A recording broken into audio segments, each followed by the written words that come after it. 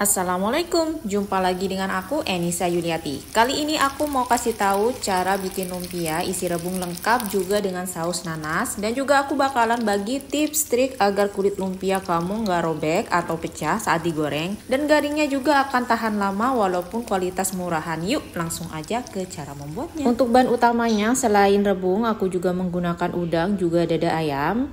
Di sini juga ada rebung yang udah aku olah sebelumnya.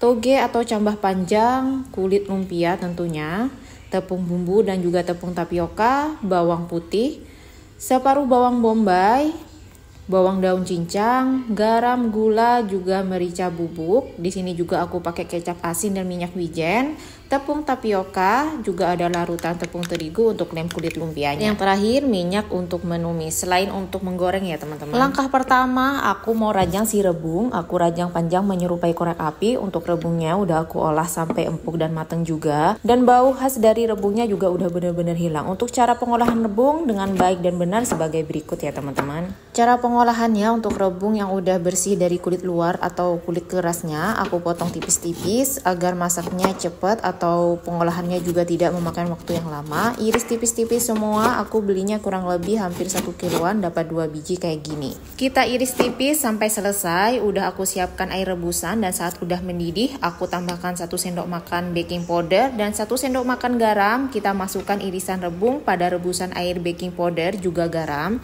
Kita rebus yang pertama selama kurang lebih 40-50 menit. Untuk rebusan pertama pastikan rebung sampai mateng dan air rebusan juga udah berubah warna menjadi keruh, contohnya pada video ya teman-teman. Sekarang kita tiriskan rebung, cuci bersih juga, kita rebus kembali. Untuk yang kedua kita rebus selama kurang lebih 15 menitan dengan menggunakan air garam dan daun salam. Kita pastikan bau anyir dari rebung hilang dan air rebusan udah mulai jernih. Udah dipastikan air rebusan kedua ini udah mulai jernih dan bau khas dari rebung juga udah mulai hilang. Dicuci bersih rebungnya dan untuk ketiga aku rebus air mendidih bersamaan garam juga. Masukkan kembali rebung lalu matikan kompor, kita rendam kurang lebih 1-2 jam. Aku ingatkan kembali ya teman-teman, di rebusan ketiga ini cukup direndam aja, jadi kompor dalam keadaan udah mati. Itu dia cara mudah merebus rebung agar baunya sampai benar-benar hilang walaupun prosesnya panjang dan lumayan lama, tetapi sebanding dengan hasilnya yang bagus juga ya teman-teman. Selanjutnya kita akan cincang kasar si bawang bombay, karena bawang bombaynya lumayan besar, aku pakainya setengah aja.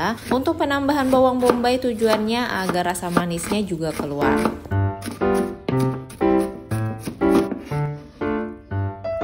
Selain bawang bombay, di sini juga aku udah siapkan dada ayam dan juga udang mau aku cincang kasar. Di sini aku untuk mencincangnya nggak pakai chopper ataupun blender karena aku pengen tekstur dari ayam dan udangnya juga masih terasa. Jadi aku cukup cincang-cincang kasar aja menggunakan pisau ya teman-teman. Pilihan daging juga opsional. Kalau kalian mau pakai ayam aja boleh, atau mau pakai bagian paha dari ayam juga monggo, atau mau lebih gurih lagi bisa full pakai udang, makin mantul lagi tentunya. Selanjutnya bawang putih cukup aku ulek aja sampai halus. Nah setelah selesai semua disiapkan bahan-bahannya, aku juga udah tuang sedikit minyak masak. Kita tumis bawang bombay, bawang daun, bawang putih halus, ditumis sampai layu dan wangi baunya. Aku menggunakan sedikit minyak aja saat menumis agar tidak terlalu berminyak. Setelahnya kita masukkan dada ayam juga udang yang udah dicincang. Sekarang kita tumis dada ayam juga udangnya sampai benar-benar matang, sampai keduanya kering. Lalu kita tambahkan irisan rebung ke dalam wajan yang udah terisi dengan ayam juga udang. Masukkan lada bubuk, kecap asin, minyak wijen, garam, gula penyedap jika mau. Tumis sampai kandungan air pada rebung berkurang. Terakhir kita tambahkan toge juga tepung terigu atau tepung tapioka. Aduk bentar aja sampai tercampur semua menjadi satu. Saat menumis rebung dan juga toge tidak menambahkan air ya teman-teman. Selanjutnya kita tunggu sampai isian lumpia menjadi dingin dan tidak beruap lagi. Sekarang kita letakkan secukupnya aja isian rebung pada kulit lumpia, gulung seperti biasa. Di sini aku pakai kulit lumpia pasar ya, bukan yang bermerek. Kalau mau pakai kulit lumpia pasar pastinya gampang sekali robek ya teman-teman, riskan sekali dengan robek. Jadi tipsnya setelah isian digulung dengan kulit lumpianya, kita lem dengan larutan tepung terigu, dan untuk tepung terigunya ini aku bikin larutannya yang kental menyerupai bubur. Nah, dan kalau ada yang robek kayak gini bisa kita lem juga menggunakan larutan tepung terigu tersebut ya teman-teman.